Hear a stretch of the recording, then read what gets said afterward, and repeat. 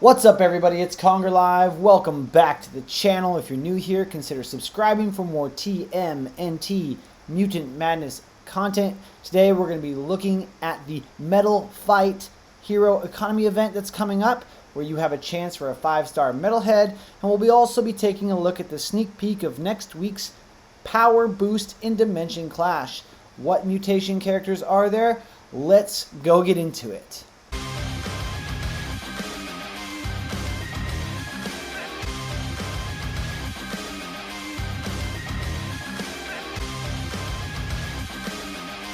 Okay, here we are on the official Discord in the Channel 6 News. As you can see, coming soon, Metal Fight. Collect and use hero bits to earn points for a milestone reward. Now, I thought that we were going to get the new hero, which, if you look in your game data, you can see it is Mutation Man. We'll take a look at his kit in another video, so stay tuned for that. But we'll go ahead and take a look at Metalhead's kit here, because he is who you can win. Great hero. Probably one of the best stuns in the game, if not the best stun in the game. He's got tons of utility. He's an excellent hero. So a lot of people who maybe decided not to go for Dreg, if you still have some bits saved up, Metalhead's going to be someone worth going for as well. Really, really cool, in my opinion. Let's take a look at the upcoming Power Mutation heroes. We have Shredder, Chrome Dome, and Karai. Alright, so these are all Shredder themed heroes. Pretty cool. Let's go take a look at their kits as well. A few moments later. Okay, we're in my hero box, and let's look at the event hero first. We're going to take a look at Metalhead's kit. Now, I'm slowly getting him to 250. He's at 243, so by next week, I will have him at 250. He is amazing in Channel 6. He does great in Dimension Clash and in Adventure, so he's an excellent hero. Laser Snare, his special active skill. Select an enemy at range 3 and target them, and another enemy at range 1 of them. Inflict negative defense, which is great. We want to strip that defense. He deals energy damage and inflicts negative 80 strength, disarm, and root for 4 seconds. Inflicts stun for 4 seconds to targets under 50 haste. So unless they're a hero that really boosts their own haste or gets haste boosted from someone else, he basically stuns all the time, up to 3 enemies for 4 seconds. Pretty awesome. His first auto skill, Chest Laser, targets up to 4 enemies at range 3, deals a bunch of energy damage over 4 hits, inflicts negative 20 alertness and armor for 15 seconds to each target hit. His Steel Shell, he gains 70 armor, basically all the time. He gains 30 armor and barrier per stunned, rooted, or slowed enemy within range 2. And since he, of course, roots stuns, he's going to get that extra armor boost, but also that barrier boost, which is great against those blaster heroes. And after being attacked, he gains defense if the attacker was under 0 alertness. And since he takes away alertness from his other skill, he does a really, really good job of staying alive. His other passive, Brainwave Chip, he gains 30 alertness per enemy at or above 30 alertness. He does the same for strength, focus, haste, and will. This basically helps keep him at the same level of any of the enemies. If his enemies are boosted 30 or more alertness, he gets 30 alertness. 30 or more strength, he gets 30 strength. Focus, he gets it. Haste, he gets it. Will, he gets it. So will, haste, alertness, these are all great for making sure that he keeps his defense up, he's getting his skills off, and of course the strength and focus are just going to help him do some more damage. And finally, his Hydraulic Headbutt, he gains a bunch of defense and 80 armor for 3 seconds. He targets an enemy at range 1, deals more physical damage, and inflicts stun for 2.5 seconds. So not only does he stun with his special, he also stuns with his auto. Now, of course, this has to be someone who's next to him, where his special is a ranged stun, but still having multiple stun options is great, also to help trigger some of his other passives. And when you get him to 250, he deals extra damage and inflicts stun for 2 extra seconds if at or above 130 armor. So he gains the 80 armor, plus he's got armor from his other passive. He should be almost always doing the extra stun time, unless he's feeling some other detriments. When you get him to 250, that just adds to his utility, and of course extra damage is great. Metalhead's Brainalyzer, He's going to gain 3 strength and focus per other hero at or above 30 alertness. He's going to do the same for focus and will. So other hero means friends and foes, both allies and enemies, are going to cause this to trigger. He's going to gain strength and focus for every of the stats for alertness, focus, and will. Pretty nice. Now it's other hero, so his own focus, alertness, or will not trigger this, but really, really cool for Metalhead's skill. So Metalhead is a character I would love to get at 5-star. I think he's great. Let me know what you think in the comments down below. Alright, so we're going to look at the mutation characters now. Shredder is coming up. Now Shredder is my only 5-star hero at the moment. I'm definitely going to be using him. I'm really excited about this. Shredder's Shred, his special, he selects an enemy at range 2. He moves next to them, strips a bunch of defense, disarms them, and negative 40 armor and barrier for 5 seconds, making it to where he can just do more damage. Plus he does a big hit of physical damage after shredding the armor, so that number will grow. And he targets all other enemies at range 1, inflicts negative defense and disarms for 2 seconds, and negative 20 armor and barrier for 5 seconds. So he jumps into the mess, does huge damage, but also kind of slows down, so to speak, everyone around him as well. Really, really cool.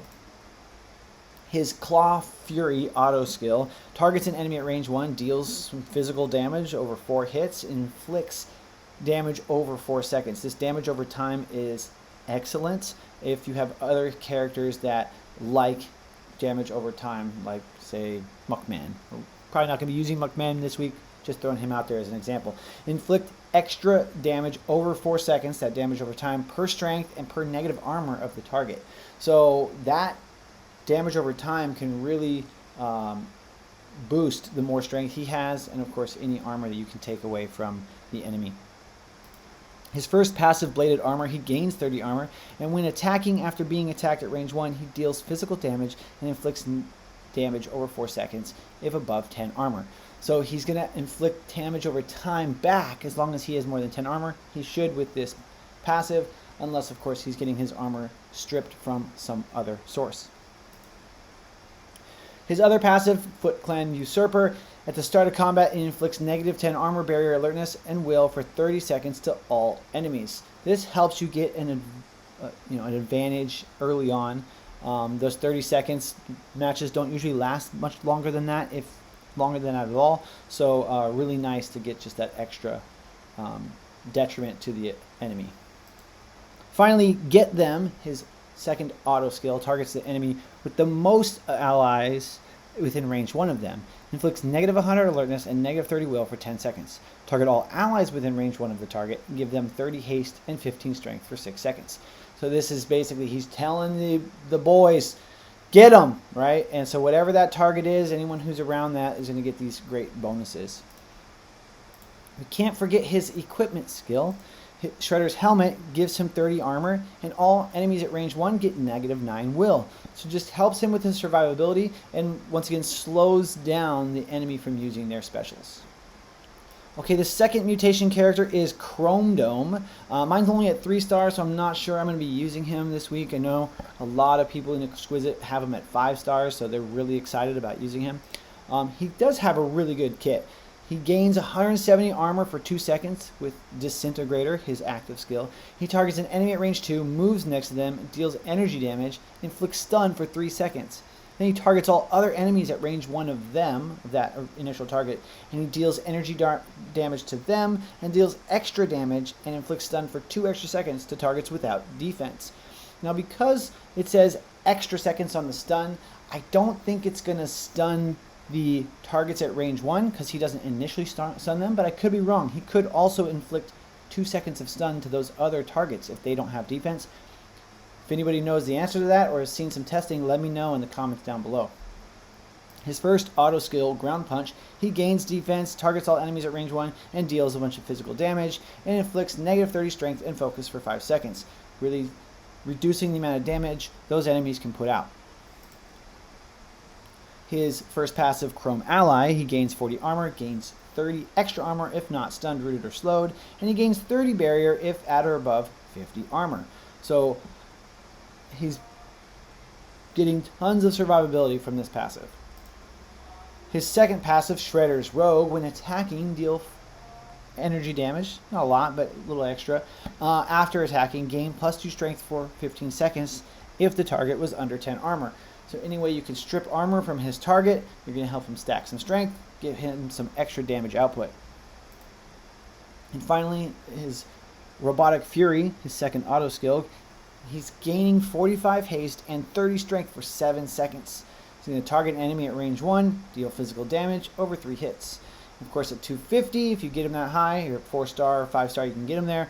He gains 30 focus as well for 7 seconds, and he inflicts negative 100 strength for 2 seconds to that enemy he targets, which is going to be debilitating if that target is a physical damage dealer.